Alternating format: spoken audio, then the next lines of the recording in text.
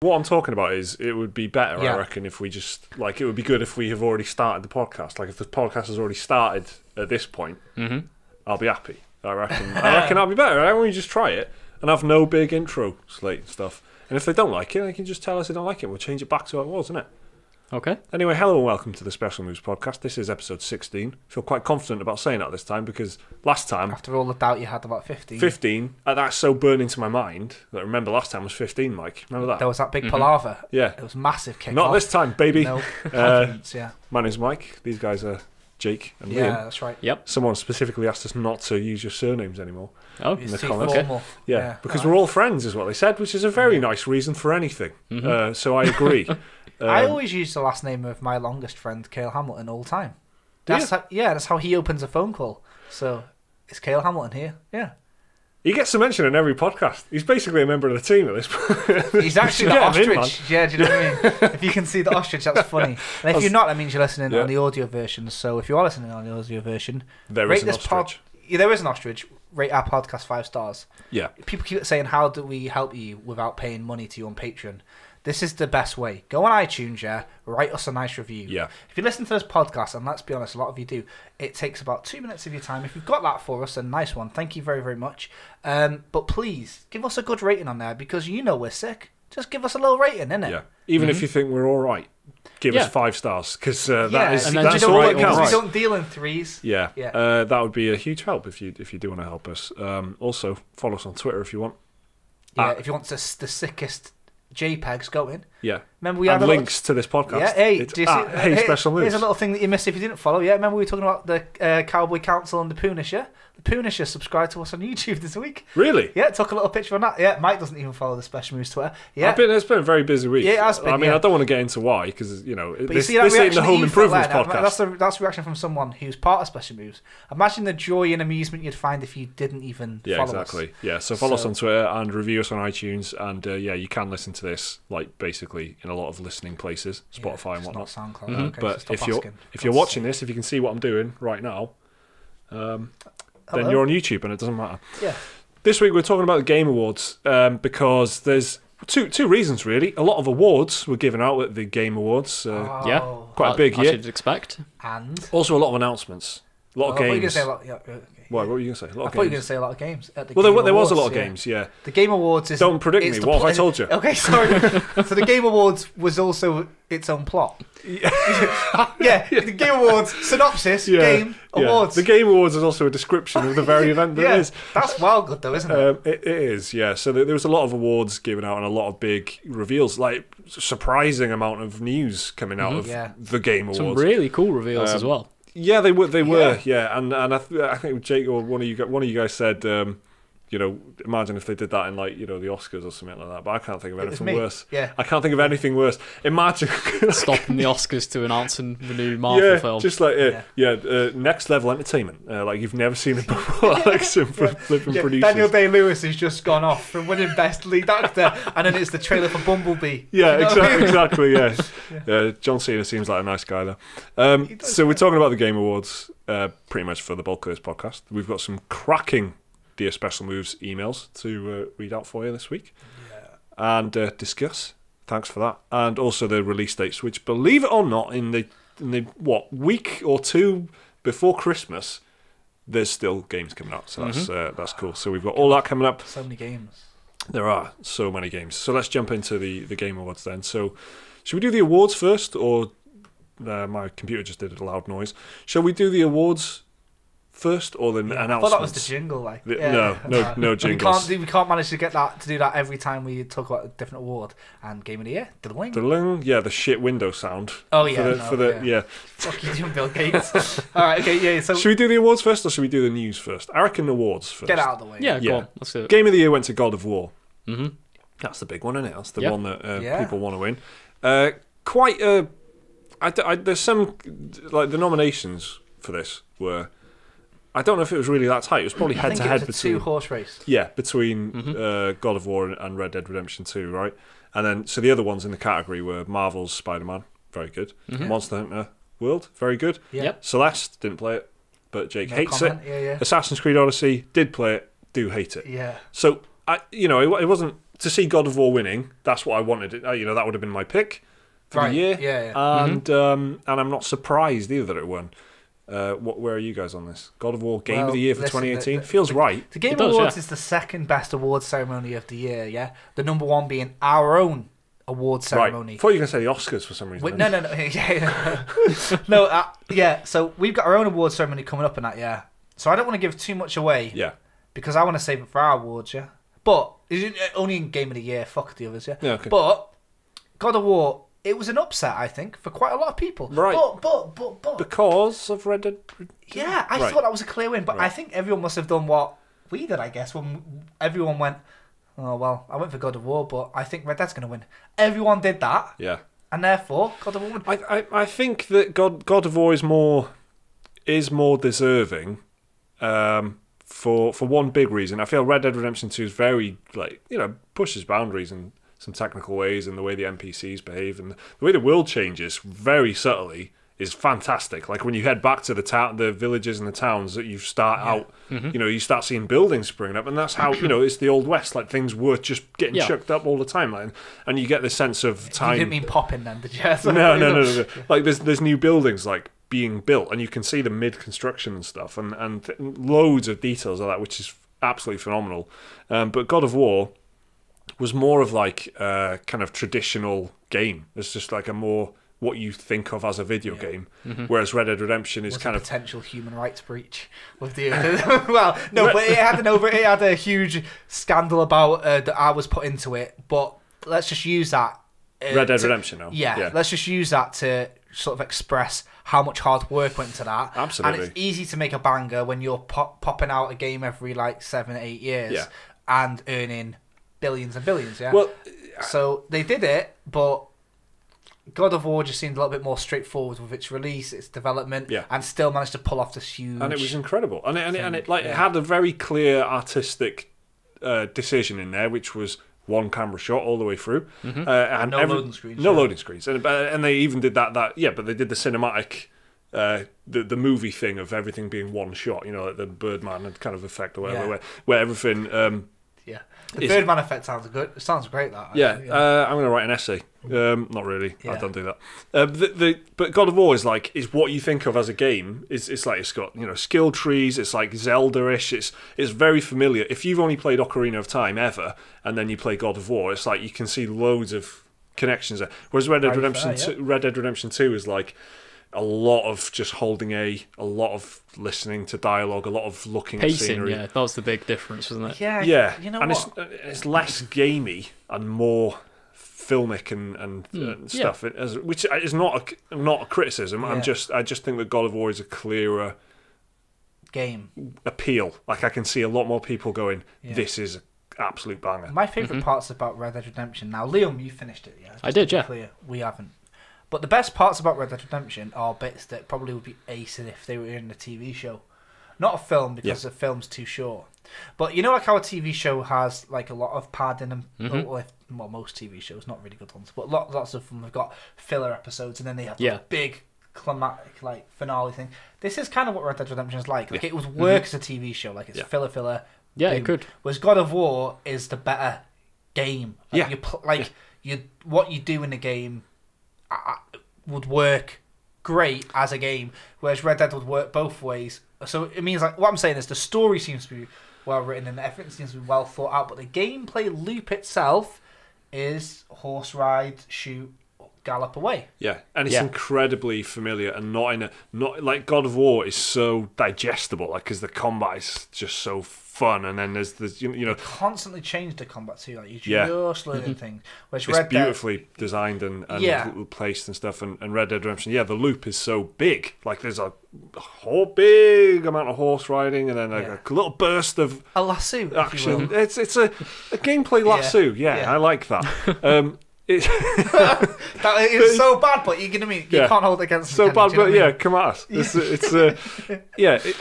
I think that God of War is definitely is the right choice. I think is what I'm saying. Red Dead Redemption 2 is absolutely a masterpiece in many ways, but I just think so is God of War in clearer, more palatable, more unanimous ways. I feel like I can't think of anyone. Well, maybe some people are saying the combat is a bit like wasn't deep enough for him or something in God of War. But I'm really trying to squeeze. But whereas the Red Dead Redemption, there's a lot of among even people who like it, people going, oh. It's harder to defend some of the... Yeah. I remember when I say defend, it's implying it's an attack, but what I'm saying is, you're right, people looking for God of War... Yeah, everything's an attack or a defence on the internet, but no, it's just, exactly a chat. I mean, it's just a discussion. Exactly. Yeah, what you're saying, people in God of War, it's not so much this is bad, it's like, well, this could have been better. Yeah. Whereas Red Dead Redemption, some people are outright like, I didn't like the walking around. Liam, you finished both, you're the only person here that's finished both. How much do you think... the opinion would have changed, or do you think the outcome would be different if, say, this was out like a month before and everyone had time to finish it? Do you think that there'd be lots of people voting in favour? Like, how big is the ending? Like The Last of Us, for example, the ending is what everyone takes away from It's a clincher, isn't it? Yeah. Real clincher. Yeah, well, I mean, so I guess the first Red Dead 2, right? But how much of this has weight at the end? Like, or is it balanced all the way through? It's kind of balanced all the way through. And with Red Dead 2 being a prequel, obviously, if you've played the first game, you kind of know what's going to happen anyway, because they've got to, set up certain events that lead into Red Dead 1 and stuff like that. Also, I'm not going to spoil it or anything. Good man. But yeah, I don't know. Red Dead has some very good story beats, but they feel like they're spread a bit too thin. Yeah. Like you were saying, Mike, there is a lot of just like horse riding, going to a town, having a bit of a shootout, escaping, moving on to the next town, and then you get like a big story beat, and then you might not get another big story beat for like a few hours. It's very methodical in its pacing, I guess, is the best way to say. It's trying to make you do. It's trying to do something different, which is it's trying to make you role play as a cowboy. It is, yeah. Seriously, really take it seriously, and you've got to do every little minute thing of like maintaining your horse. Not you've got to brush it, you've got to feed it, you've got to calm it down. You've got to you've got to comfort it if it's rattled by gunfire or something like that. There's so many like little micromanagement stuff that it really becomes a. You said it when we were discussing it firstly, like in a video ages ago, that it's a cowboy simulator in some ways, and it really is. But then God of War is just like a lot more fun, and while still having this ace like biblical feeling kind of story and stuff. Red Dead Redemption's got... I think for the first 3 hours, Red Dead Redemption and God of War are basically doing kind of the same thing, because Red Dead Redemption is like... it's very focused intro. It's great intro. I really, really enjoy the intro. But then when it... Almost at the point where most people go, oh, then it opens up and it becomes amazing. That's when it kind of goes, oh, it's a regular Rockstar game. Like, you ride to the icons and you get, and... I'm not playing it open world. I'm just dancing from main mission to main mission. But even then, you still have to commute to your objectives. Yeah, don't exactly. You? Exactly. Where in the intro bit is so confined, isn't it? Yeah. The traveling is minute. I don't want to. I don't want to say it would be better if it wasn't open world, yeah. But if it was like a series of that, if it was a series of those little. Yeah.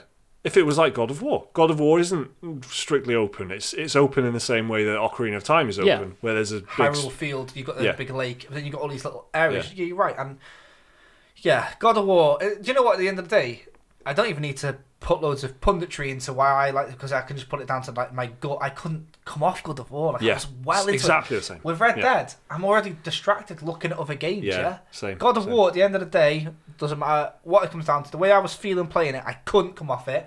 I was hammering it. And therefore, it must have been a better game. Exactly. No, you're totally right. That's what it ultimately comes down to. I'm exactly the same. I absolutely hammered it. So did you, Liam, I'm pretty sure. And on top of that, icing on the cake, it's got...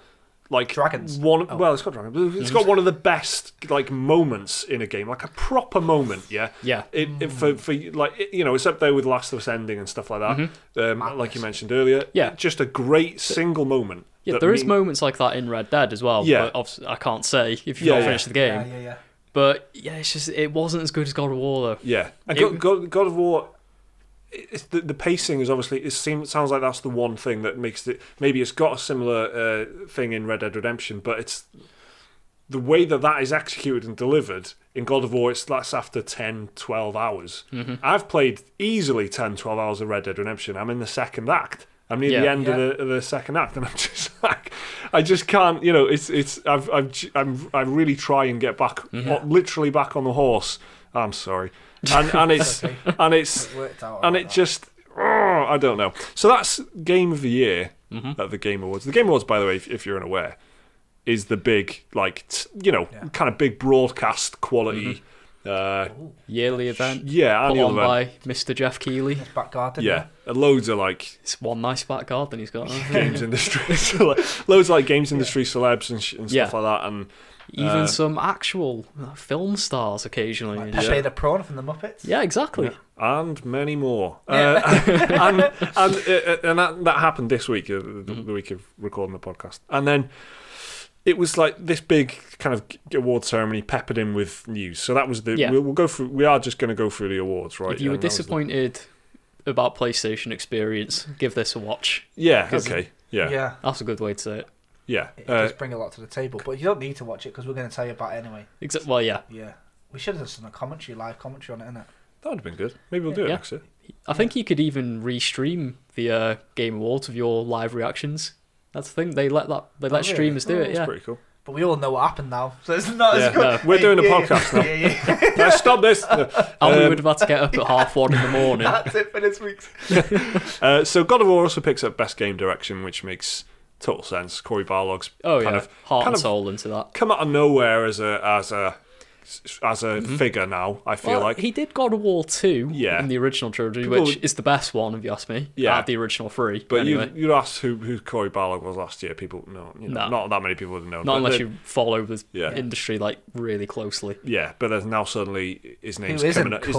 His name's coming up everywhere in comments, and he's chatting to Alana Pierce constantly on Twitter. Yeah, exactly. Hideo Kojima's tweeting pictures of him doing this. And it's been a bit of a career defining thing for him. And he's an auteur now. And it comes back to that creative decision of it was his idea. He wanted to do the single camera shot. What a great call that was! What a great call it turned out to be. So for it's a clear win for that. I reckon. What That's are the much other people in the category? You had Detroit Become Human, which fucking please, mate. You had A Way Out, Marvel Spider-Man. Which it's good, solid, great. But if that would have won, I would have been very surprised. Red Dead Redemption 2, so quite similar run really to.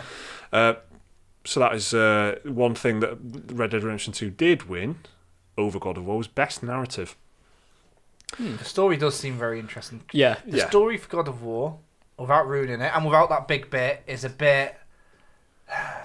It's not the standout thing, is it? That's the thing. It's not really. No, whereas it is in Red Dead Redemption. God of War is character driven rather than plot driven. I think exactly, and there's great plot points in it. And then there's.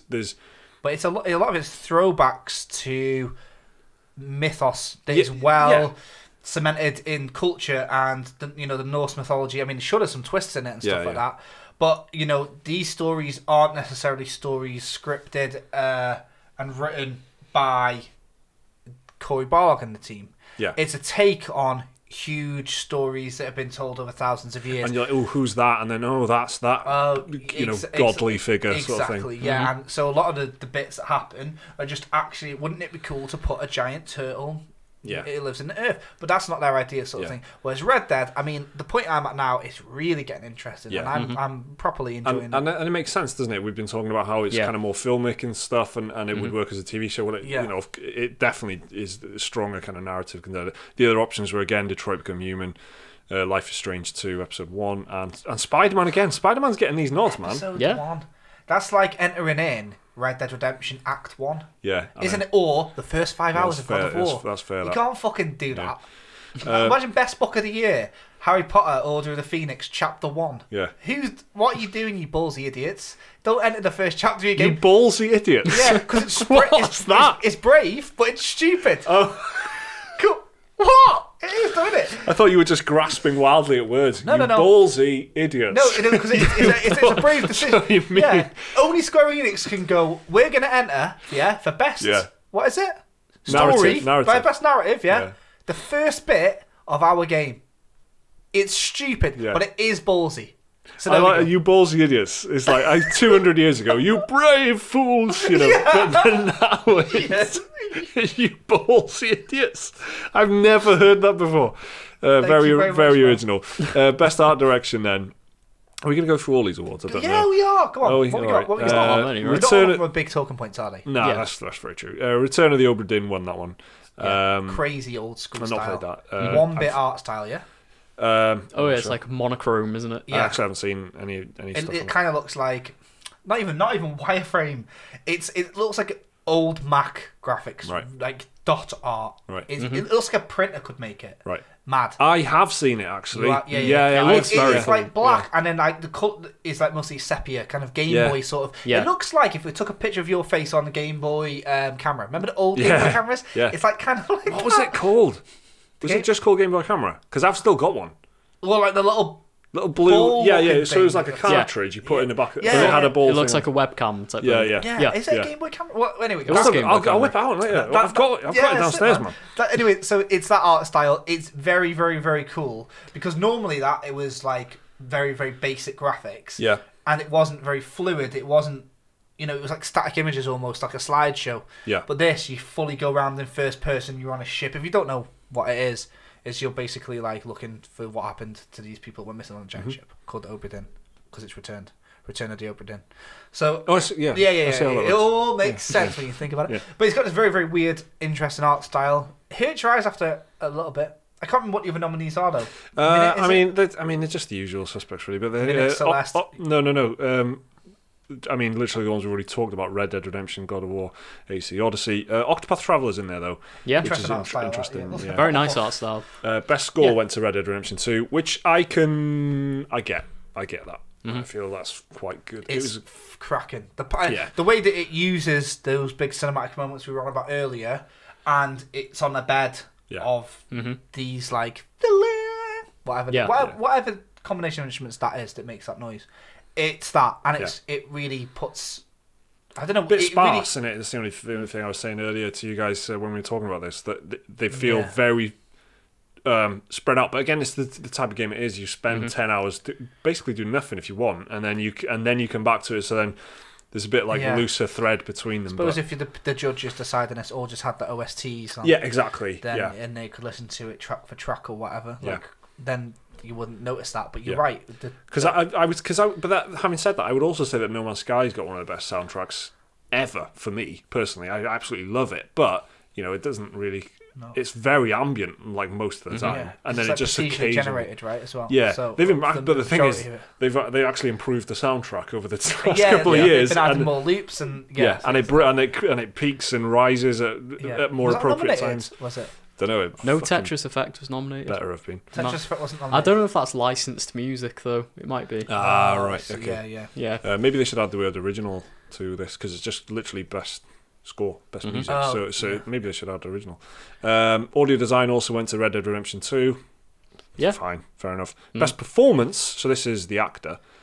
This went to Roger Clark as Arthur Morgan. He's Irish, right, in real life? Yeah. He is, but he still sounds that's like Arthur Morgan. Does he? I watched him because I watched this thing live, and when he got up on stage, he had the Irish accent, Yeah. but you could still hear like Arthur in his voice. Yeah. It was a bit weird. It's I mean, I find that with the GTA ones as well. Mm-hmm. Like they sound like Yeah. Stephen they're Hawking basic- and all that. Yeah. they sound like very similar to their characters, though, which is Yeah. quite weird. And they don't need to sound like anyone else because No. no one knows who they are for the most part. Yeah, it's not like Yeah. flipping Nolan Nolan North and North, Troy Baker. exactly. Everyone knows who they are. So, and it's so distracting. If you play a game, right? If you play like Spec Ops: The Line or something like that, if you play a game from 5, 6, 7 years ago and you hear them, their voices are they're flat. This is my military guy voice, and it's like, and they just sound the same in all of these games. Yeah. But they're up in the game a bit and now. But they're they're trying to do stuff. But if you can't tell it's Troy Baker, he's doing a good job. Do you know what I mean? Yeah. yeah, that's As an actor. exactly the point. Like Exactly The Last the of point. Us is pretty good. If you couldn't really tell who that was, Troy Baker was Yeah, Joel. that was a proper voice. Same with wasn't it? Nolan Yeah. North. He was David the Cannibal in Last of Us. Do you remember him? First I one. thought he was the Yeah. brother. Oh, maybe. You're thinking of Uncharted, are you? Uncharted, Troy they Baker played and- brothers, yeah. Yeah, they're brothers. in Troy that. Baker was Sam Drake Oh, in right, Uncharted. yeah. Okay. But then Nolan North was in The Last of Us as the cannibal. I can't remember. I thought you it know was about Bill or Joel's. No, in the dam. Do you remember the dam bit? Of The Last Oh of Us? yeah, Joel's brother. yeah. Yeah, I don't thought know it who was- voices him. I thought it was him, but that's just from bad memory. So Games for Impact went to Celeste, Against what? Did we get the nominees? Or Florence, Life is Strange 2 Episode 1. Let's not go into that again.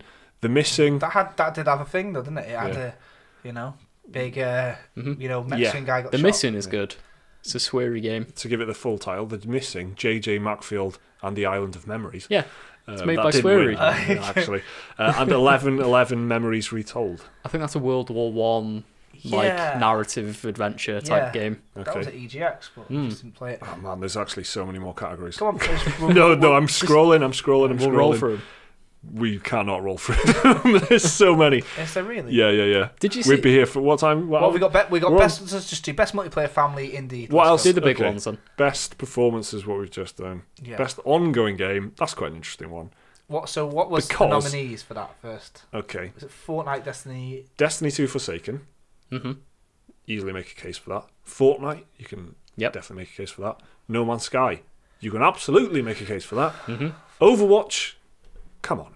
It's popular. Yeah. And Tom Clancy's Rainbow Six Siege, which, fine. Yeah. It went to Fortnite. Probably purely on the basis that it is the biggest game going. Mm-hmm.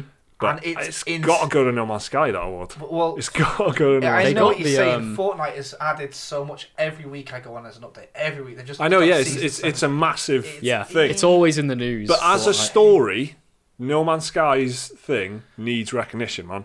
It needs... They deserve an award for turning it around. And I know there's going to be people... Well, it's just what They shouldn't have been bad enough to- what we deserve. Yeah. But yeah, you're right. You're totally right. Fortnite. It's though, what a Yeah. turnaround. I can't see how you can get better ongoing than it was shit and everyone hated it. Yeah. Now Is this everyone Destiny 2 doesn't you're on hate about? See No, what I mean? No Man's Sky. People talk about that as well, don't they? Think about And that. Rainbow Six Siege, people didn't like that at launch. No. Fortnite though. But Just, No Man's Sky Yeah. was probably the if people don't compare negatively to Rainbow Six Siege. People compare negatively to No Man's Sky all Yeah. the time. People say, "Oh, I don't. I thought this was going to turn out to be No Man's Sky again." Yeah. Fallout 76. Is it the new No Man's Sky? Exactly. No one's going. Is it the new Rainbow Six And for Siege? anyone- Well, what do you mean by that? You mean, yeah. What are you It's on a about? free Is it a YouTube tag? thumbnail for Yeah. anyone that wants it. Fallout 76. No Man's Sky 2. I bet it's been done Good- before. Actually. Are you joking? Because it so obviously has been.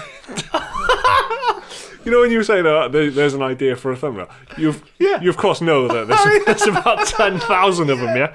Yeah. All right. Okay. Best indie. Okay. Go on. It was Celeste, I know mate. what It was yeah, Celeste, mate. fuck I'm off. sorry. What was it against again? I thought it was Dead Cells.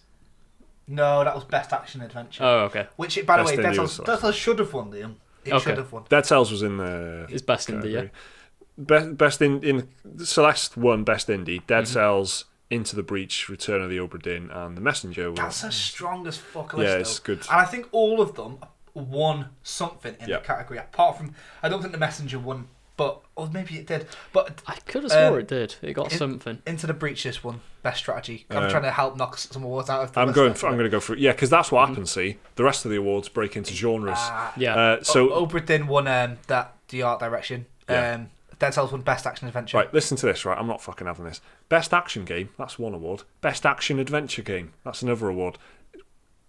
What? What's an action game when you don't go on an adventure? Yeah, exactly. You just stand in there. Destiny 2 Forsaken is in best action, but it's not in action adventure. How does that But it Call says of it- Duty, yeah. something like Call of Duty is not really an adventure, is it? But it's Well, yeah, of action course it packed. is. An adventure is a journey from A to B, as far as I'm It's concerned. leaving the Shire. For me, but for me, it's like Call of Duty like splits up into missions that sort of, I and you see. swap perspectives a lot in I Call of see. Duty games. Okay. Whereas like an adventure is you follow the I'm characters not from buying start it, to to be honest. finish. If they had best adventure as a category, then that would be less linguistically annoying to me. But anyway, let's move on because there's too many of these. Best RPG went to Monster Hunter, right? Monster Hunter World.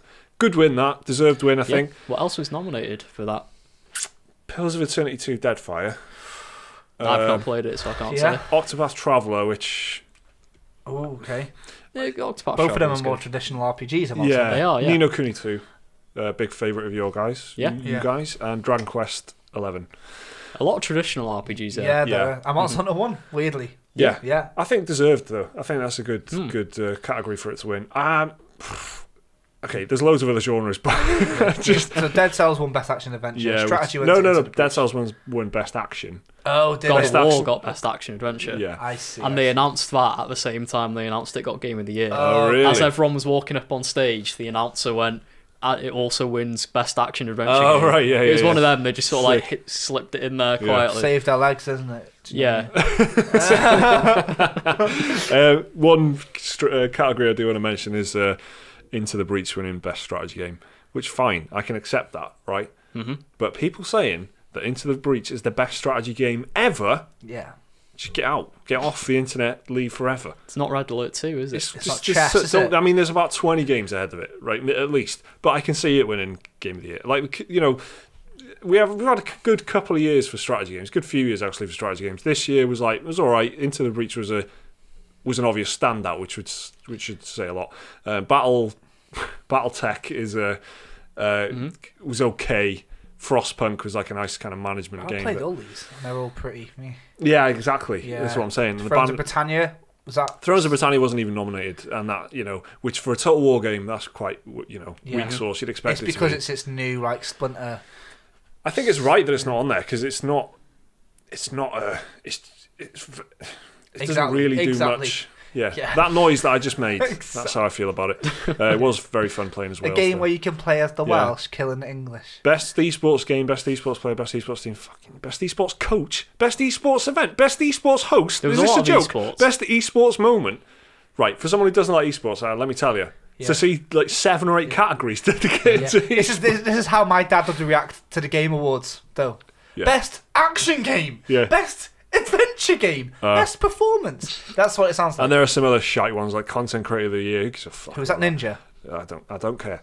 I think it was. Yeah. So Thanks, Louis. so But again, who cares? those are the Game Awards, which I feel not many. I think that was quite safe, really. I think if we'd have sat down and I don't know about predicted them best all, esports moment, though. That was a clincher. That right? was close. Do you know what I I mean? think I actually remember what that was. No, you don't. What is it? Go on. I think it was Sonic Fox winning Evo or something like that. man. Remember that? Oh, Classic. I don't know I don't know Okay. who any of these people are, but you know, Whatever, innit? There's a big audience for it, but whatever.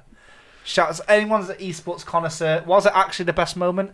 Please let I us don't know. know. Mike won't read well, it, but I'll tell him. let Jake know. Yeah. So So you think pretty safe? I think yeah, I wasn't really shocked by anything there, to be honest. I was shocked No, by slight- God of War winning Game of the Year. You were.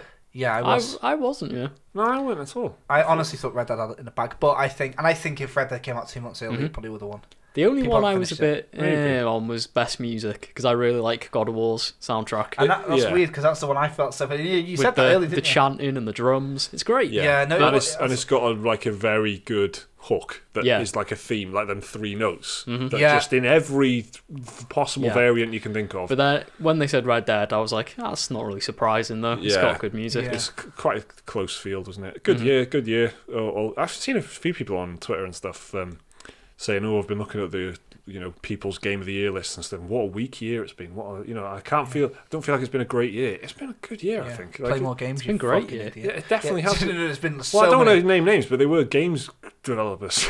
Oh, were they? Because they're busy working on their own game, innit? Just play more games. I guess so. Stop having a cry. So yeah, I think it's been a good year, and it sounds like next year is going to be good as well because there was a lot of announcements. Yes, good segue. That. Right, and they were like interesting announcements, exciting announcements, unexpected announcements. For me, anyway, I didn't me too. see a lot of this coming. Not least, at the Game Awards. Like, I guess when you're not expecting announcements, that's the best I think time. is the last few Game Awards, all the announcements have mainly been like indie type stuff. Yeah. Mostly. Yeah, pretty low key as well. Like, but these were like full on trailers and like Yeah. proper, I think proper No Man's stuff. Sky was announced at one of the Game Awards, or it was like the Spike VGA Game Awards, whatever they were called. Right. One of those ceremonies. Okay. Well, there's games like coming out very soon that were announced. For example, some of which are already out. But one of them that's a big one that's coming out very soon is Far Cry New Dawn, Yes. which is arriving actually in February. So it's like 2 months away, pretty much. February the 15th. Fucking yeah. That's close. Crazy that. So Far Cry New Dawn, I guess it's hard to think. talk about without talking about the ending of Far Cry 5. Yeah. It's a year. So when did Far Cry 5 come out? March this year. So 11 months Yeah. after 5, this comes out. This is the It's a Far direct Cry sequel. primal of, Yeah. Yeah. But it follows on from the ending. Maybe this is why the DLC wasn't so good for they're all Far Cry 5, making because they were all another working game. on this. That's my theory It's about it. silly Anyway. that though, isn't it? Because they have made a yearly iteration. Well, Right? it's Well, like- less than a year. You know how the Ubisoft are working on, like, every game's an ongoing game for Ubisoft. Like, all the games are like online and they keep them going. Well, they had Far Cry 5 Arcade, which is like their answer to that in Far Cry, Yeah. because that's all online stuff and you know. But to me, it also seems like there's probably like, well, we can't really keep this on going very long. Let's just bang another one out Yeah. in the following year, and then we'll get another, and it's like a Destiny Yeah. expansion Yeah. or something. Far you know? Cry's not really a game that lends itself well to that format anyway. No, it's not, is it? But then they've had to. This is the solution for them financially. Like, well, we Yeah. need another big amount of money from Yeah. Far Cry 5. So and it's this a is new how they- dawn because what happens on the trailer? Big old Post-apocalypse bad news. happens. Big old bad news, as I'm calling it. Yeah. The End times. BBON. Yeah. Yeah. I just forgot. I mean, I literally just said post-apocalypse. Yeah, so exactly. I apologise for anyone who's still playing Far Cry 5. Well, no, don't apologise. You should apologise the same way that people who watch trailers for films should apologise. Do you know what I mean? It was on a trailer, so you don't. I guess anyone so, to yeah. Luckily for you, but yeah, that's so. Basically, congratulations everyone who's seen a Far Cry, including me. Trailer.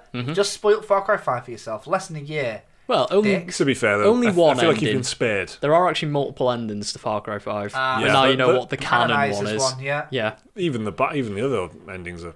Yeah, it's not great. Yeah. So this is like the new currency is power, and it's very Rage 2 graphics I'm considering the world has just been nuked. Yeah, lots of vibrant What's pastel happened colours. is all the plants have turned pink, and basically, yeah, you play as like someone What are you talking about now? Rage or Far Cry? Far Cry. Far Cry. Right. There's a lot of, like... Oh yeah. Yeah. Sorry. Yeah, exactly, mate. Exactly. That's not my fault. That's the games industry's fault for Do being you so. know what I mean? Yeah. So Far Cry. That was genuine, by the way. I Yeah. was genuinely puzzled. There's basically it's a story of these two women who are just like knobheads going around destroying things for no fucking reason. They're basically like I don't know if they're twins or something. They look like they I would think be, they like, are. sisters or something. Yeah. Yeah. They style their hair the same way, and only twins do that. So there we go. But basically, yeah, I don't know who you play. They're the antagonists, right? So you play. It looks like it. It's very right. The best way to describe it is in The Walking Dead. Remember that season where basically they were just getting terrored by Negan and that, and the saviors kept going, "We'll take this for the saviors," and then like the other places were like, "Oh no, but we only have 4 bits of wheat, and they want 5 this week." And then it's like the Negan comes to the town and he's like, I don't care how you. Or if you don't watch Walking Dead, remember the That's how boring The Walking Dead is. Even Remember- explaining The Walking Dead. Remember is our boring. beginning the Bug's Life, yeah? When those ants got buoyed up by them crickets and they were like, we want all of the grains. It's that in Far Cry. The Right. same colour palette as Bug's Life as well. Right. Post-apocalyptic, 11 months after Far Cry 5. That's all I've got. I mean, I've got nothing else. no. I want to move on as well because I'm already. I mean, What else do you say? it's yeah. Nothing. Yeah. Look like Far Cry. Yeah. Speaking of Rage 2, Rage 2 got a trailer. Yeah. And a release date. Open world, though. Now, Rage 2, I remember when this was announced that I hated the announcement trailer. Andrew WK. I fucking despised Yeah, it. I party thought it was hard. so trash. Then there was some gameplay stuff coming out. Everyone was like, oh, it looks so generic. Oh, it looks like a post-apocalypse. I've played this a million times before. I was quite interested. Yeah. I feel like now, and that's unusual for me because I normally hate everything. Yeah. But I was like, this looks alright. Like the driving looks good and the shooting looks very much like Doom. And Yeah. I've recently played Mad Max. That's what you're thinking. I've recently played Yeah. and I've recently played Doom and I've Yeah. these great studios working on it. And I was like, this is gonna be alright. This and it feels like it's shaping up. Yeah. You said that you like that it knows that it's silly. Yeah. And I think Yeah. that's the best way of looking at I it. don't really like this type of game normally. I don't know what it is. I can't describe. What type of game are you on about, Jake? First person shooter, you fucking idiot. Yeah, I am. I don't know. Doom. Just didn't like it. Doom 2016. Yeah. I just don't care. Yeah. But this one knows it's being stupid, and it looks like you're driving around some sort of like desert. It looks like you're driving around Burning Man. There's all these like pink-haired people, neon lights, and you're just throwing like metal boomerangs at them and stuff. It looks pretty wild. to Yeah. be fair. I watched the sizzle reel thing, which is what you were saying a minute ago. Yeah. The second trailer. Remember when it showed you all the gunplay? And it was like Yeah. the best gunplay, and you can juggle people in the air with bullets. Whatever. This one made me go. Actually, It's going to be good. I this. went from Yeah. like cold to tepid. I'm to predicting- now maybe a bit warm. I'm predicting high 80s Metacritic for this one. Yeah, I could see that. yeah. And I think as well, what I find interesting is how we were talking about this earlier, and Liam, you said that it's like Rage 1 was like took itself too seriously. Yeah. This always happens in the games industry, right? This like with Watch Dogs 2, much more light and fun than Watch Dogs 1. Just Cause 1 to 2. Yeah, Which often is a disaster. Yeah, Right. But this looks serious. They love doing it. They love going, we were too serious for you, were we? Ha! We'll show you fun. Even if you look at Doom, from Doom 3 to Doom 2016, like Doom 3 was like full on horror. And then it was Doom like, 2016 is like just the ultimate power fantasy. Yeah, and it was funny, and it was like he was like punching the monitor and like get the fuck, and he was like he didn't care, and it was like that was perfect. The Doom's attitude was perfect. It is a game about shooting demons. Calm down. And like all this serious exposition stuff, the Doom guy doesn't give a fuck, and it's amazing. The Doom, he's like, it's amazing. It's too macho for me. This Doom game, man. I like the other one because you got a bit scared and that. You can look at it from a macho point of view, but I don't think it's that. It's just like I look at it from the point of view of the developers going, well, all these games are so self-serious. Who cares about why you're doing it? Who cares that there's like some ethereal, robotic female voice like Halo, telling you how to do what to do? It's just it doesn't matter. It's just about giant shooting worms. Who cares? Huh? Yeah, I think that was it. Is that in Halo? Is there like a big worm thing? Probably. Gears of War. I can't remember. It's been ages. Same, innit? So this one is more of that, innit? I think. Do you know what though? Yeah, this is the one trailer I watched and I thought, hey, I know what I'm gonna get. I think if you look at those trailers, you know what you're gonna get from Rage. Yeah. I don't think it's trying like. I know what you mean. Yeah. No one's gonna buy it and go, well, I thought I could do this. You can't. It looks like, that's the bread and butter of the game. Shooting things, driving into things, shooting more things, and it looks like a paintball match, doesn't it? All pink and... I think it's going to be decent, this. We've got so many games to get through, right? So, Supergiant, I'm a big fan of as a studio. Their new game, Hades, looks very, very decent. A mix of...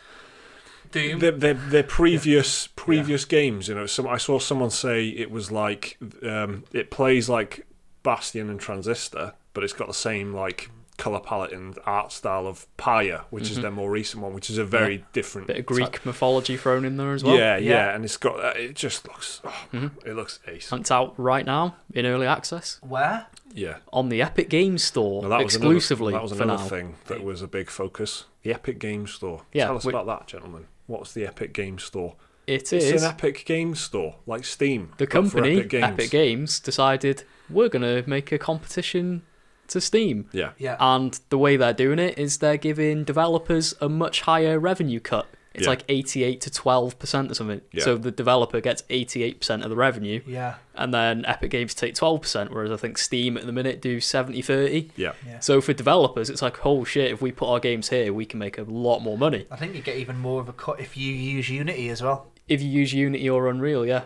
So which is Epic's engine, by the way. Epic obviously spending that Fortnite money. Oh yeah. In a big way, because Epic, who make Fortnite, are raking it in. Yeah. And I mean, it's not all good news. Like, there's no refund policy at all. You can't get refunds like Steam. They will have to address that. At the minute, you can. I heard people saying you can get a refund if you contact support directly. Yeah, but it's not like a. But you have to like submit a ticket to them to like customer support. It's not like Steam where it's no questions asked after under 2 hours. And it's literally like its own self-contained. System you go through to, So there might be something around it, but they've been poaching games from Steam already. Yeah. Certain games, like off the top of my head, I can only think of Genesis Alpha 1.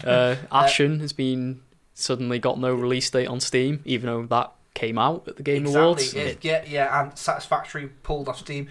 But Ashen, a game that I've been looking forward to for a long, long time, got a right now release date. Yeah. Much like how Hollow Knight was. Remember I kept saying about Hollow Knight on the Switch? Yeah. And it was right now. Ashen finally released. I haven't had time to play it yet. Neither have No. But yeah, so they've pulled in some big stuff, I guess, already. Yeah. And they're doing that. What was the Ashen? What was that? It's like martial arts game. Absolver. Absolver. Before Absolver came out, I thought this was the same game. I thought Ashen and Absolver were one game. Ashen's like the and I feel like you can see where I was coming from. It looks like the mannequins that you won on their Generation game thing. Yeah. Them doing a bit of Bit of Dark Souls bit of combat. games and that. Yeah. Yeah, so that's it. Yeah, it's like Dark Souls-y looking. Very cool graphical style, may I say. Yeah. And I've been looking forward to that. There's something else. Oh yeah, so Hades is the other one on the Epic Game Store. Yeah. And Supergiant have got they've got a following that I imagine will follow them Oh wherever they yeah, go. I'll get. Yeah, I mean, I'll get So it. I was thinking of picking up Hades even in early access. Right. I might give it a go. I wouldn't. I'm not going to do that. I'm not like I like the whole shebang with Supergiant games, and I like the story and the soundtrack and everything. So I don't want to. I think they said they're looking at a year in early access. I'll wait, and then man. full launch. I can wait and then get it on the Switch, hopefully. Oh yeah, it should come to other platforms. Yeah. Because they do go everywhere, don't they? I mean, they're even on like iPad and shit like that. Yeah, We also saw Crash Team Racing, which fine again. I'm into a bit of that. Yeah. A lot of people saw this coming as well because Yeah. Activision started sending people like fuzzy dice on Twitter and stuff like that. Right. Okay. With like a note saying "Watch the Game Awards" and they did the exact same thing for Crash Spyro Reignited and Crash Insane Trilogy. So people had a good guess what And it it's was. exactly that, isn't it? It's a straight remake, but It looks good. I'm gonna get it. not enough games. Safe. Do you know what I mean? It gets no props from me. Nickelodeon Kart Racer. I What mean, about it? Don't go there. That should have, that wasn't safe. What's safe is No. I'm just saying that was like showing that there is still like an interest in kart racing, and that was trash. I mean, Right, there's okay, fair, a big yeah. contingency of people who insist that Crash Team Racing is better than Mario Kart. Yeah, I mean, I'll. No, it's not. exactly. But it's exactly. good. It's been too long. Diddy Kong Racing. Do you know what it is? Do If you haven't got a Nintendo, it's a good alternative. that's what people. Yeah, that's what people who didn't say Nintendo. Yeah, but then everyone who's got a Nintendo have only got Nintendo, and they think everything on Nintendo is the best version of whatever it is. Like, Yeah, for sure. Let me tell you one thing, right? Nintendo did not make the best strategy game that came out in the last couple of years. Nintendo maybe have made the best platformer, possibly the best game ever. That's what they reckon was like Breath of the Wild, didn't it? Yeah. Well, do you know what I'm saying? But anyway, the point is, it gets zero. but they definitely make the best kart racer. That's what I was going to say. For real, For yeah. 100% The sure. original kart and racer. It is the and the best kart racer. ape-related game. But anyway, the point is the point is. That'll be that's pretty packed on. Are you sure about that one? Crash Team Racing, yeah. It gets props for being a remake of another classic. It gets 0 props from me. So I take away minus props for being super duper safe. And I'm getting Negative props. I'm sussing it out. Yeah, negative props. That's my new band name. It gets I'm getting a bit. I'm sussing it out a bit, man. I don't like this whole. We got Crash, then we got Spyro, then it's going to be Crash Team Racing. What next? Do you know what I mean? I'm a bit like, easy money for them. Easy money. Because why is it easy? They just need to remake the exact blueprint. It's like doing a cover. It's like Weezer doing a cover of Africa by Toto. Right, Yeah? which is definitely better, right? So but how easy was it for them? They didn't do you know what I mean? But I don't know. I think you're I don't rate underestimating how what they do. Like, 'cause Spyro looks phenomenal and it sounds great, and Ratchet and Clank was an incredible remake, best remake, I reckon, right? Yeah. Crash, Insane Trilogy. It just they remake the game. I They know. don't just I think what it is I get a bit like, because I know that there's talented people working on it, and I'd rather see them work on new IPs and just bring back shit that's still fire today. Play Crash Team Racing now on the PS1, you'll still have a nice time. Does it need it?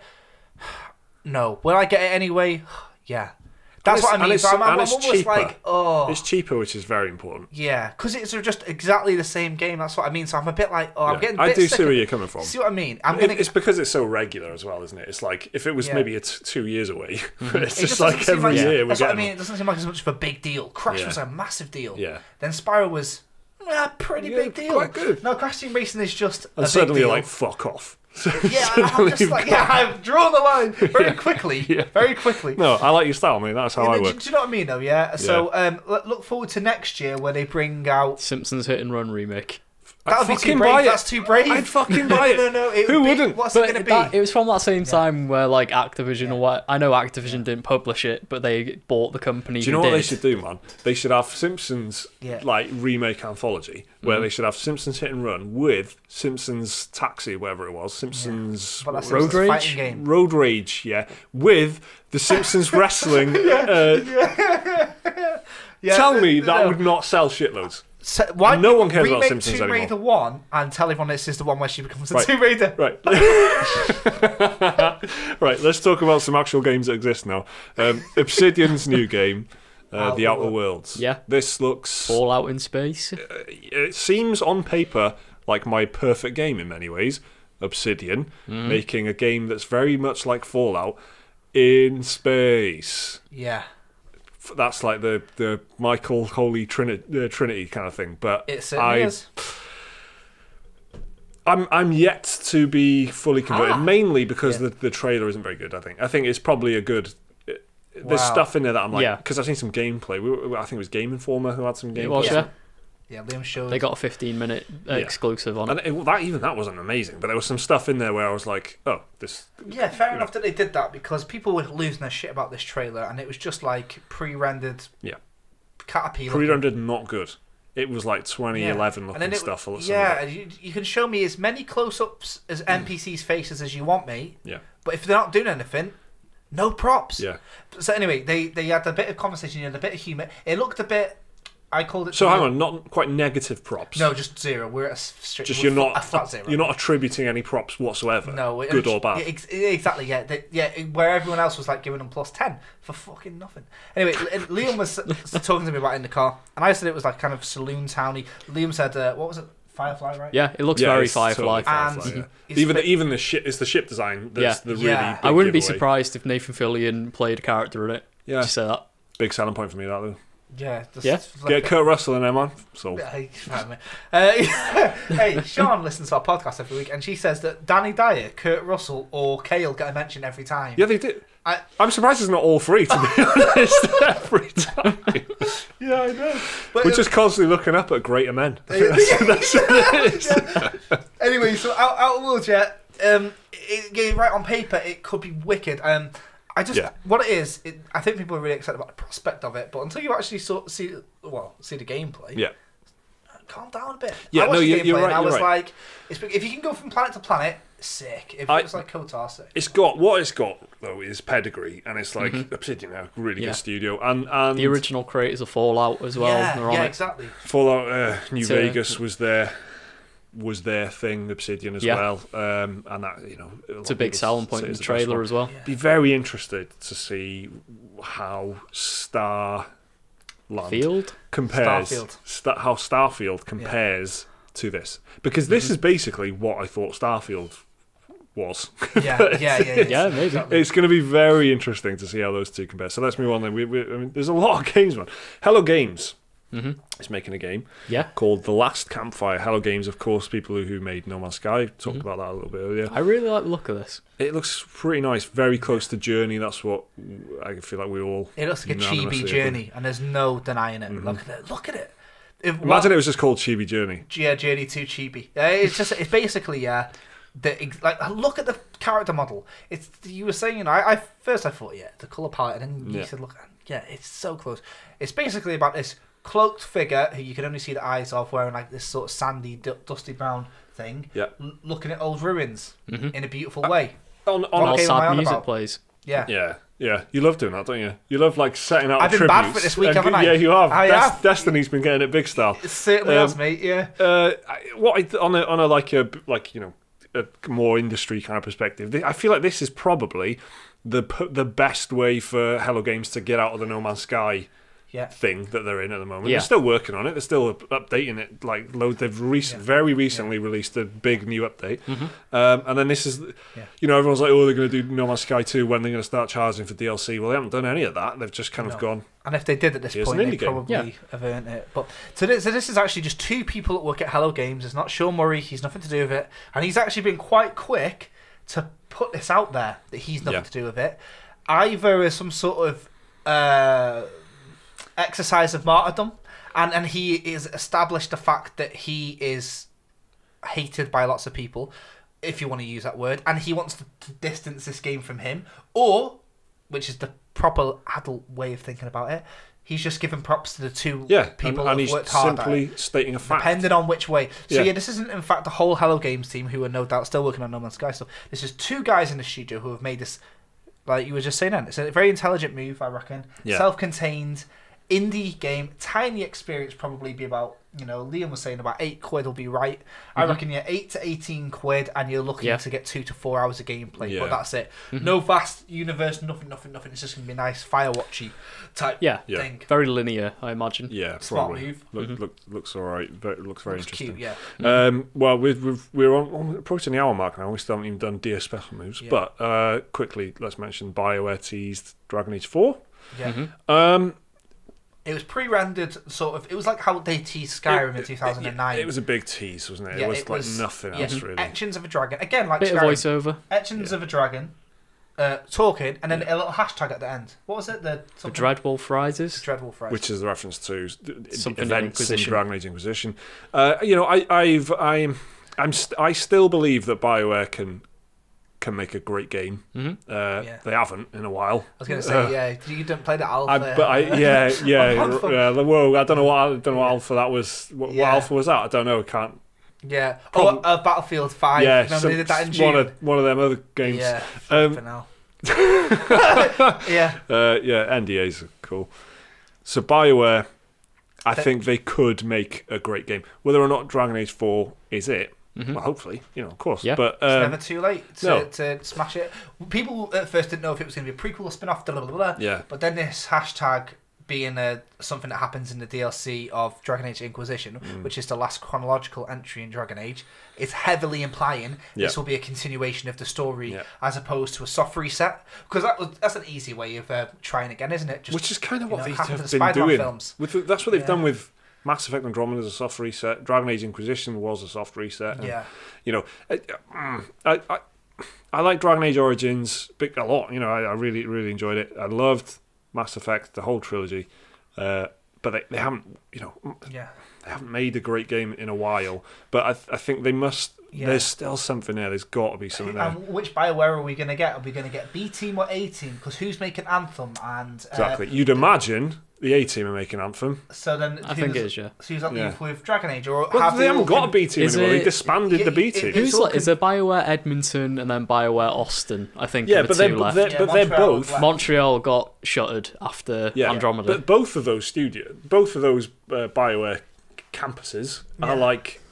They're meant to be. So I don't know how far away we're looking for that. Or is it an Elder Scrolls 6 style thing where it's like you can just say whatever you want? Well, when's Anthem?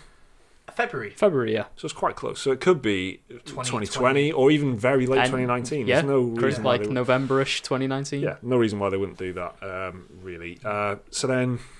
Mortal Kombat 11 had one of the worst trailers I've ever seen. Yeah, 21 Savage on the soundtrack, terrible.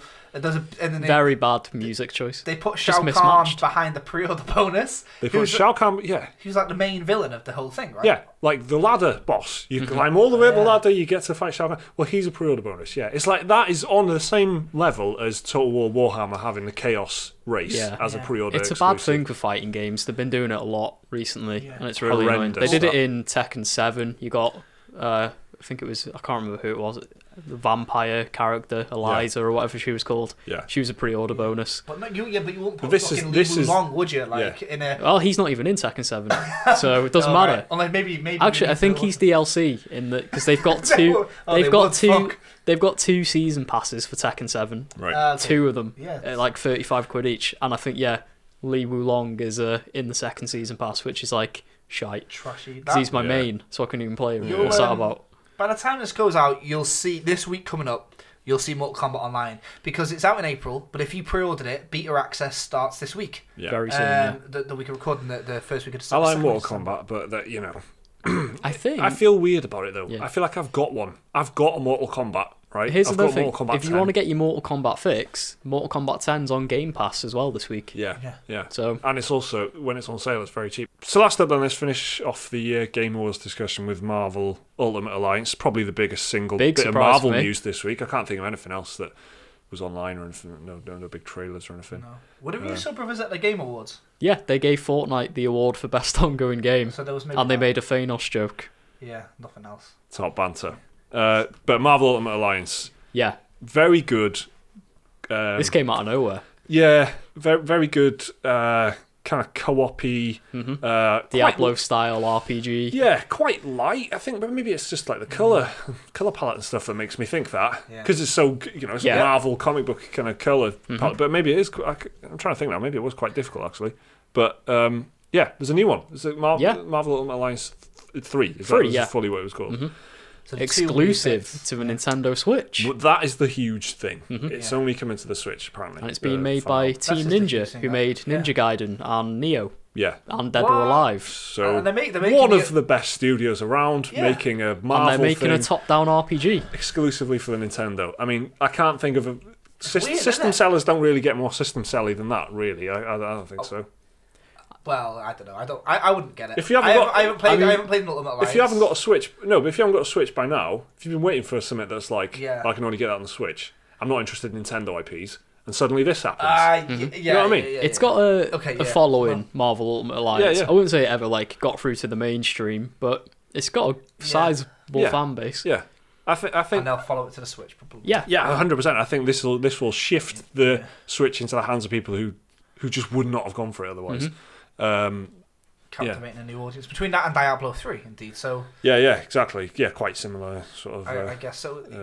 Pretty big news, I guess, right? Yeah. I didn't play any of the others, and I'm not big on Marvel. Like, I'm not up to date and stuff. No, neither am I. I'm not that huge on Marvel, but I played 1 and 2 and enjoyed and great. And here's the big thing. Co-op, right? So it's a co-op game. And importantly, a co-op that you can follow through a story from beginning to end. It's not just a racer, or it's not just Overcooked, which obviously is lovely, but it's not, it's the kind of an adventure that you can go on in co-op, which is quite rare. And you don't need to fork out for an extra controller because it's on the Switch. So you can just split the Joy-Cons. Yeah, that's I'm cool. looking forward to that. Because what I was saying about I didn't like Marvel, it's just because everybody to me seems mad on Marvel when you don't like Marvel. Everyone, it's like I think Game of Thrones. So when everyone was saying this is big news, I was like, is it? Do you know what I mean? It's like that. No, I know. I totally agree. I haven't seen the the reaction for it has been nuts, right? So I was like, oh, okay. No, I know. I totally know what you mean. So but it's like being on the outside of anything, isn't it? And I'm in a weird place because I definitely would not describe myself as a big Marvel fan or anything, or even a big superhero fan. Full stop. But I like a bit of Spider-Man. But I like watching the movies and stuff. Playing a superhero, a game, it's perfect for a superhero because you're getting to use their unique powers. You know what I mean? It's so great, for party building sort of thing when you've got a strength guy and the ice guy, the fire guy, or the flying guy, the strong. It's fun for that. It's good. So I've got fun. So makes sense as that type of game. It really definitely fits the kind of game genre that it's doing. So let's stop talking about the Game Awards because we have been doing it for over an hour now. Thanks everyone if you're still listening and watching. They love a longer one, man. It's deluxe edition, isn't it? Yeah. You know what I mean? Yeah. We've got another one to record after this as well. Cup of coffee. Peek behind the curtain for you there. Let's definitely have a coffee after this because I am getting tired. Do you know what goes well with a bit of coffee? A bit of reading. What? That's the special move segue. Oh, right. Okay. Hey, come on. There. Sorry. Getting furious then. It's like, what? Fucking break out a novel or something. Let's have quiet reading time between podcasts. I thought that's what you suggested. Have you seen any Games Industry.biz articles lately? Reading, eh? Who'd read? So this is Dear Special Moves. If you have, please email us.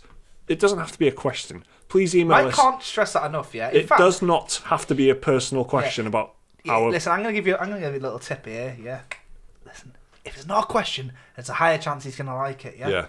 So and you'll stand out. So do you know what? Yeah. Look, you've had all year of games to play. Yeah. Just try and make a nice condensed little thing of a game you liked and why you liked it. He's going to love it. Yeah. There's two bits of advice. Number one, don't be a prick. And number two, be just don't ask us personal questions about what we think, what our favourite things are, what you can ask us that in the comments and stuff. You can tweet us that, innit? But this is give us your opinions. We want to know what you think about stuff. Email. We want to talk about you for a little bit. DearSpecialMoves@gmail.com. DearSpecialMoves@gmail.com. Should be on your screens right now. Oh, yeah. Email that. Just respond to what we've been saying in the podcast. If we've said something that you don't agree with, if you probably happens quite a lot. Yeah. If we said something that we haven't mentioned something that that happens quite a lot. I think people we talk about stuff and we haven't mentioned a particular part of it. If you've got a good case for an interesting and quite If you've got a good case for what your game of the year is that wasn't on that list and it's not an obvious one, let me hear it. If you think Yoku's Island Express, is game of the year, let me hear it. Don't write me a novel, because I don't really like reading. But as we've just established with the games industry. Learning, hate it. But when it comes to I'm interested to see someone's good argument for maybe say Return of the Obra Dinn being the best game ever. That's what I want to see. Just give us your thoughts and opinions on what we've been talking about, or what's happened in the news, or any games that have come out if you've been playing games. If you've got interesting thoughts, interesting opinions, and interesting perspectives, like this amazing one from an angry Scottish bloke. Is that his name? Yes. Well, I'm assuming that's not his name. Yeah. Here we go. Why is it so hard to understand the way that quadrupeds walk? This is good. I acknowledge that some games have it right, especially ones where horses are a big part of gameplay, such as Shadow of the Colossus, Zelda, etc. But there are far too many games in which they walk using both right legs, then both left legs. Horizon Zero Dawn is a big example. I love that game, but watching the tall necks walk just enrages me. They would topple taking their first step. Just watch your cat or dog walking. They use alternate legs simultaneously, front left and back right, then front right and back left, for instance. Some of these games have had hundreds of developers, game testers, artists, quality assurance I almost read out. You calling people quality assurance people twats there? Quality assurance people working on them, and nobody said a goddamn word. I know this is pedantic of me, but it has persisted in games for decades and I can no longer hold my silence. Can you fix it for me that this never happens again? Cheers. No, we can't actually fix it, but that is an amazing observation.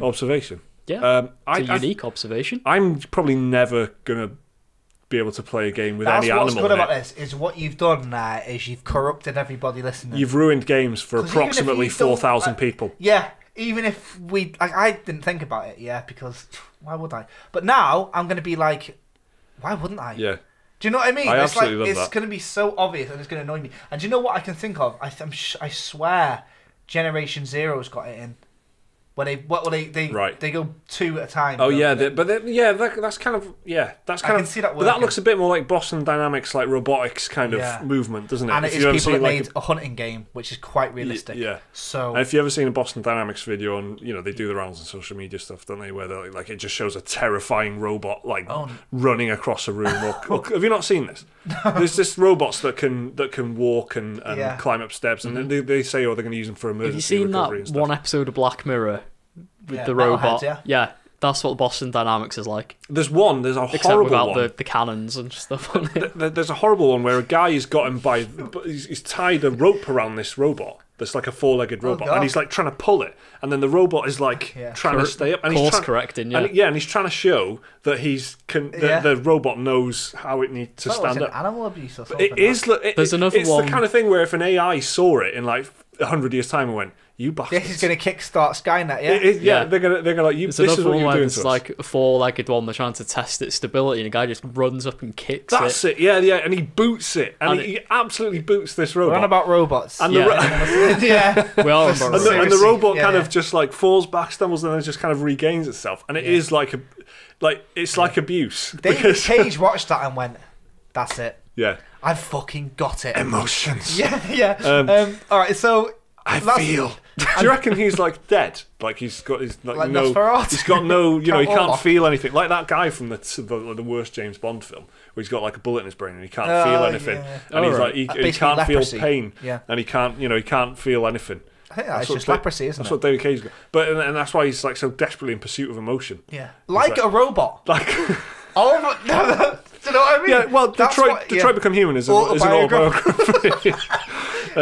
So, do you know what? There's nothing I can add to this apart from, in fact, just say I've absorbed it and now it's part of me. Yeah. And I hope everyone listening. So I'm never gonna see it the same again. Can we start Quadruped Watch? Do you know what I think he might be? What that might be good revelation for, though, is that how some games you feel like this game has got good horses. You feel like Red Dead Redemption, the original one, I remember thinking this has got great horses, and you could see the muscles under the kind of the pelt and stuff like that, and it was great. The horses were proper lifelike and stuff. But then sometimes it just feels wrong. And in Assassin's Creed, it feels wrong to me. Like in Assassin's Creed games generally, it feels like the horse is too big and just doesn't feel right. Maybe that's what it is. Maybe they're just not animated properly, and then subconsciously. Keep an eye out on this one. Quadruped Watch, man. Yeah. I think it's worth another look. Thank you, an angry Scottish bloke. If you have any other observations, I'm very looking forward to seeing them. Please start a YouTube channel or something, because that is the kind of stuff that YouTube. There's so many video essayists. There's so many empty, vacuous opinions. No one is talking about quadrupeds. It ends now. You can fix that. It ends now. Thank you very much for that email. We got another one from Joni, Patreon and loyal listener and viewer. Yeah. Mm-hmm. How's it going, Joni? Joni says, this is a heavily edited version of Joni's atrocious email. Yeah. But he says, what's up, Chiefs? It was the Game Awards this week, and one of the hardest categories to choose for me was the actor category. Melisanthe Mahut as Cassandra in AC Odyssey, Yuri Lowenthal as Spider-Man, Christopher Judge as Kratos, Brian Deckard as the guy from Detroit, Roger Clark as Arthur Morgan in Red Dead Redemption. So Joni sent this before the awards happened. So Roger Clark won it. The point Joni's making, though, I finally decided to go with Roger Clark because Brian Deckard has already built up a big community and he might be in a future game. Seeing that Rockstar actors are usually one-hit wonders, like the entire cast of GTA 5, you just don't see them anymore, I had to go with Roger. He's right, though. Stephen Ogg. Stephen Ogg has gone on to have a film career. Yeah, Stephen Ogg is in... the guy who plays Trevor is in fucking loads What of other stuff. games has he been in now? No, but because he's evolved. He's gone to proper stuff. You reckon he's TV, beyond in it now? It's because he plays himself, doesn't he? Yeah. He looks like a crazy bastard. Yeah. He plays Trevor in fucking Walking Dead. Yeah. Mm-hmm. And what else has he been in recently? And he's in Westworld. Yeah, as well. That's no small He feat. was one of the hosts in Westworld. Yeah. Anyway, not to completely discredit Johnny. No, well, that's not the question. He just says, "Who is your favorite actor and why?" And I think that the point that it's very difficult to pick from. I think all of them, every single one, even Spider-Man. He was good. He was good. Yeah. I remember you saying at the time. He was good, and any of them, even I don't know about Brian Deckard because I haven't played through Detroit. Did you call him Brian Deckard then? What's his name? Deckard? Yeah, I don't know. It's very much like Deckard, like Blade Runner. Off of Blade Runner. That's probably why he chose him. Hell.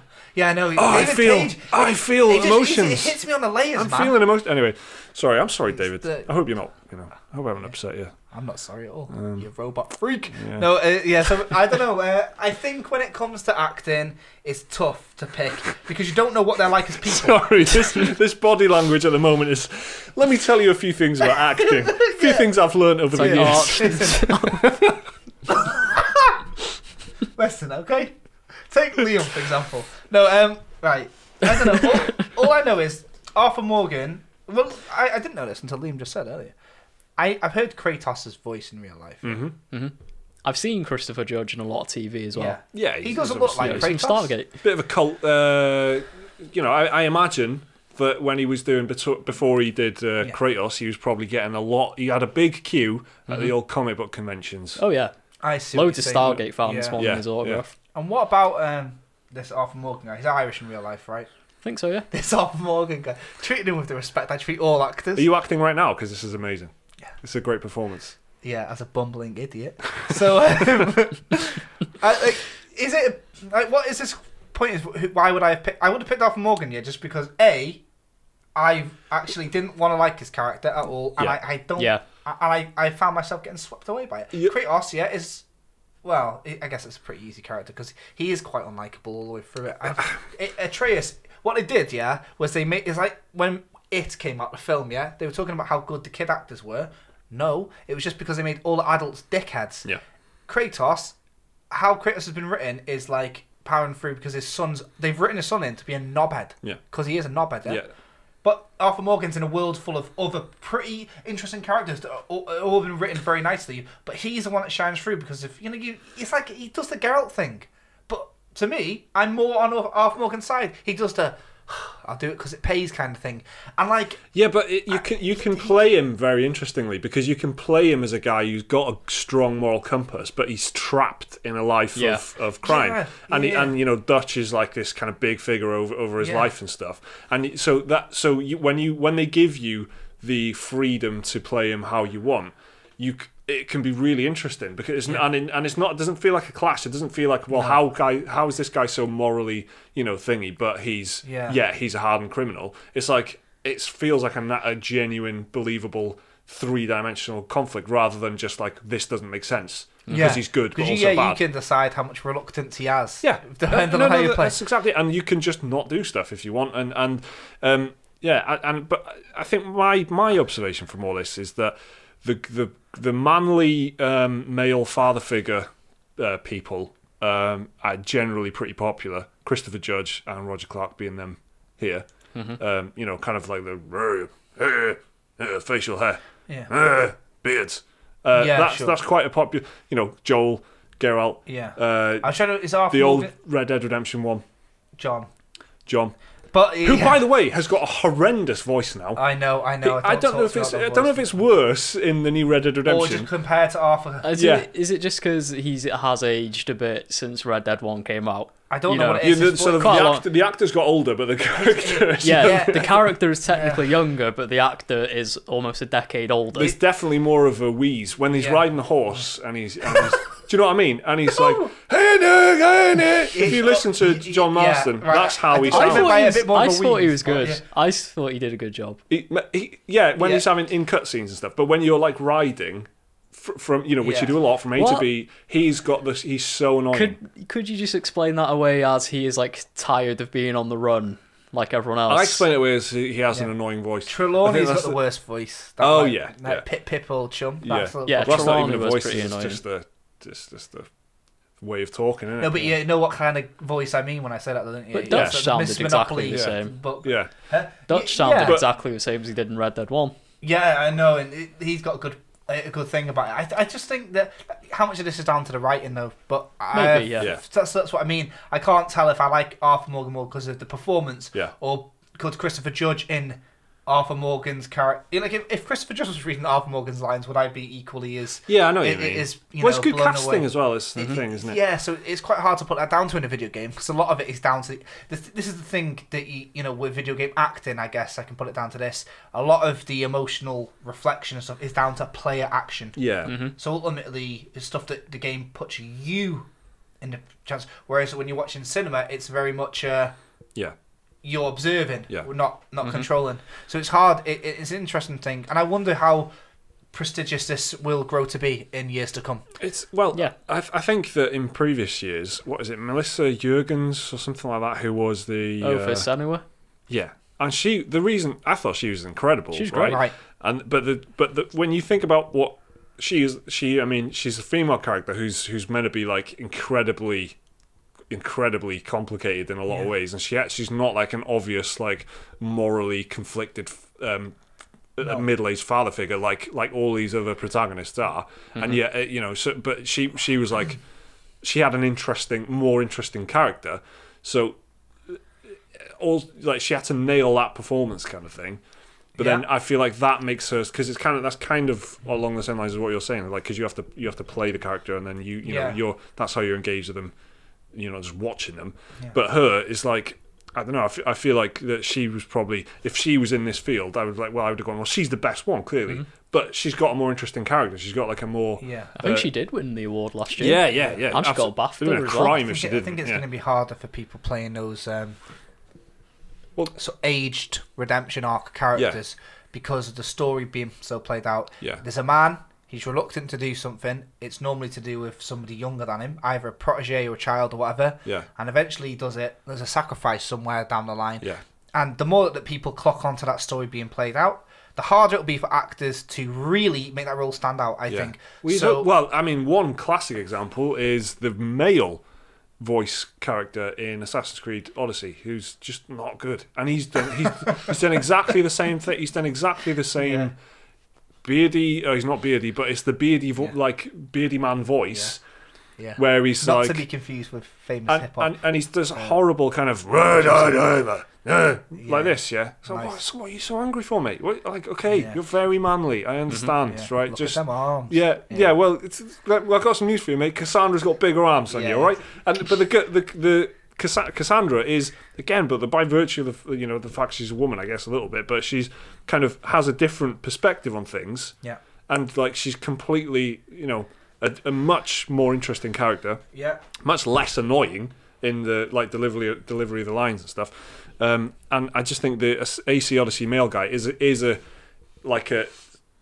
subpar version of like Geralt and all these other ones. You're gonna have to be damn good to be a gruff man and stand out. Exactly, that's exactly what I'm saying. So it's hard, isn't it? And I think the Spider-Man lad, Yeah. Spider lad, he was young lad. yeah.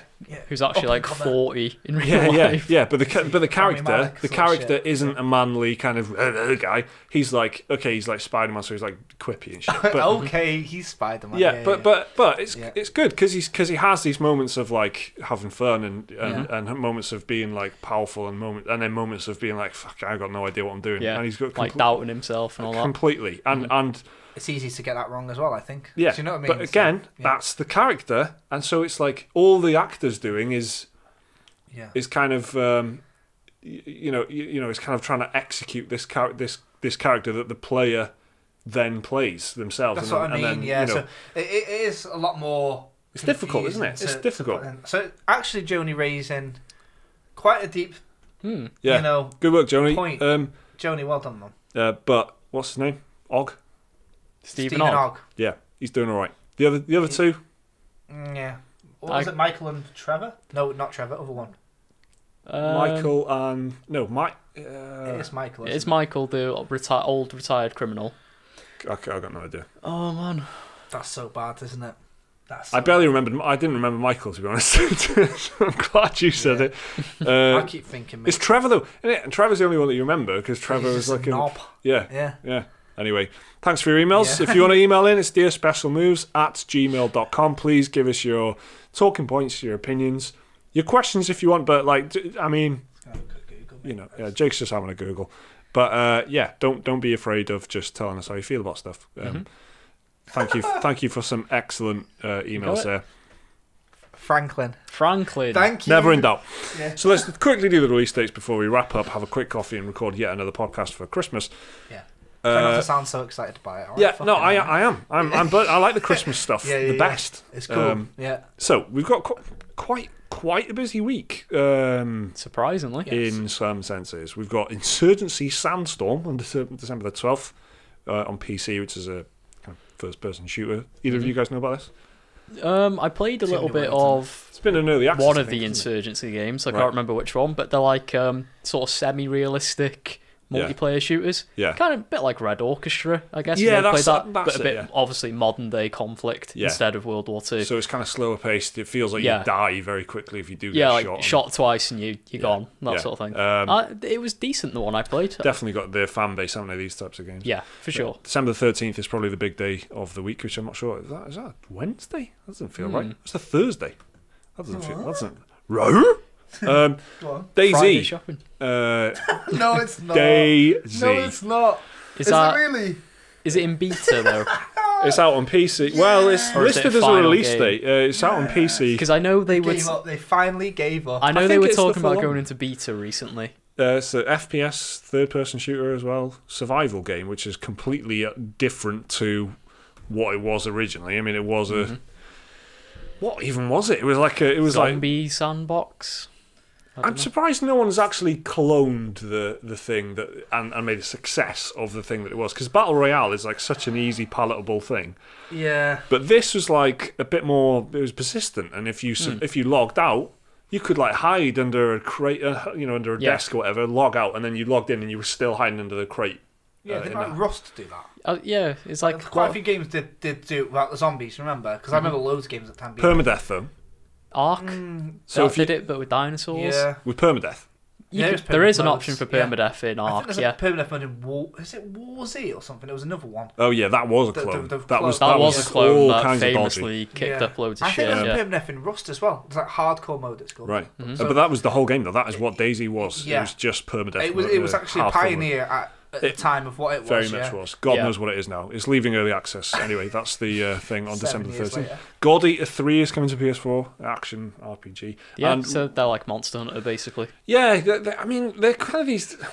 Like these Anime Monster Hunter yeah, is the best way to It's- describe it. one of these series where I've probably hit X on a PlayStation Store. On like a demo or something. No, just to have like, what's that? And then have a read. I have actually. And then gone, I played the first one a bit because it was on PSP years and years ago. Okay. And yeah, it was just like Anime Monster Hunter. Anime Monster Hunter, that's coming on December 13th as well. And also Roller Coaster Tycoon Adventures is on Nintendo Switch. And I feel like there's a quiet little market for like management and strategy type games on the Switch. And isn't it something weird? Like you can only get it here in a certain shop exclusive. I don't know. It's something weird, like Smith's exclusive. Smith's? It's honestly something weird. Smith's toy stores or Smith's stationery? Toy stores, not WH Smith's. Like. Smith's with a Y. Yeah, I'm or something like that. Though, do you know what I mean? Like, it's not game. It's like Argos exclusive.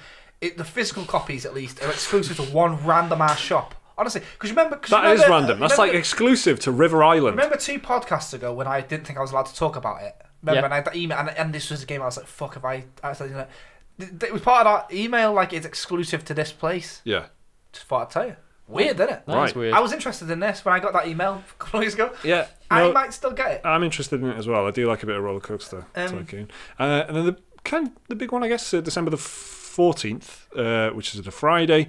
Below. Yes. I was wondering if you could mention this. Yeah. Sick. PC. Fucking finally. Which was unveiled at the Xbox One reveal in 2013. Yeah. And it's finally coming time out. 5 years. So this looks amazing. This is properly this is it, mate. Capybara Games. Yeah, Super make Time good stuff. Force, Sword and Sorcery, Might and Magic. It's described as an action-adventure roguelike. Amazing art style. It looks cool. I'm going to play it. This is the one for me for the rest of the year. I'm looking forward to big time. The rest of the year. It sounds huge, that. Whole 2 weeks. Yeah, Kingdom 2 Crowns is due out today or tomorrow on Switch. What was that game that you were on about for ages? And it was supposed to be out on a Switch, and then it just was there, and you were the only person in the world that remembered. And it was. Orchid. I don't know.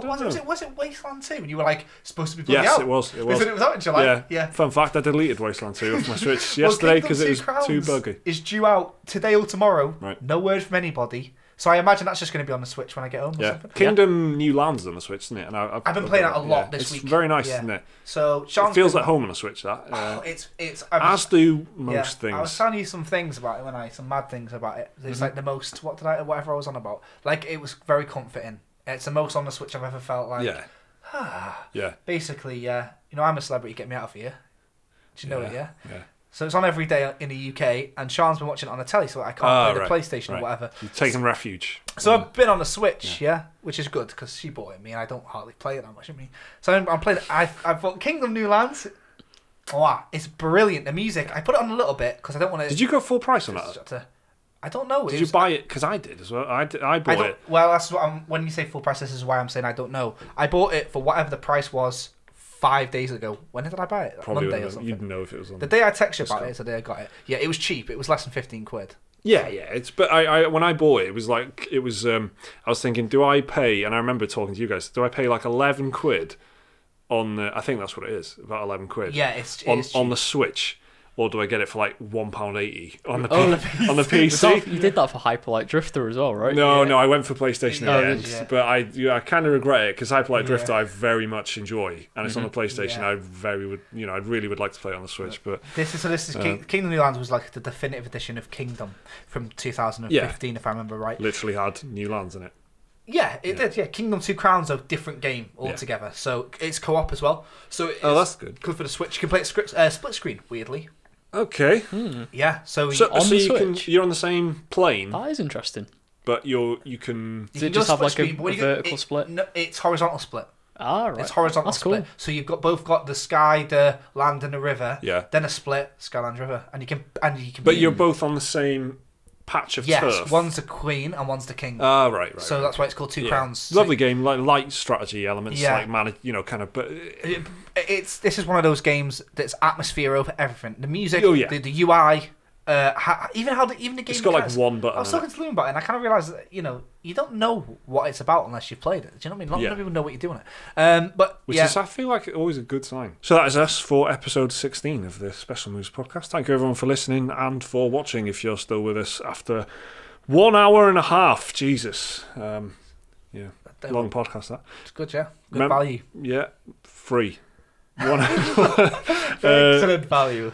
So send us your emails to dearspecialmoves@gmail.com if you have any strong opinions, any talking points you want to raise, anything that we mentioned today that you disagree with or agree very much with, or anything like that. Then just email in, and then we'll read them out next week. Next week we'll be talking about our picks.